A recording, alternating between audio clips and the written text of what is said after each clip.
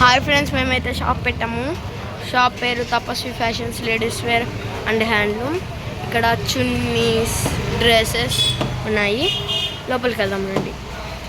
ఇక్కడ girls plazas ఉన్నాయి. ఇక్కడ బాయ్స్ నైట్ వేసుకునే నైట్ ప్యాంట్స్ అలాంటివి ఉన్నాయి.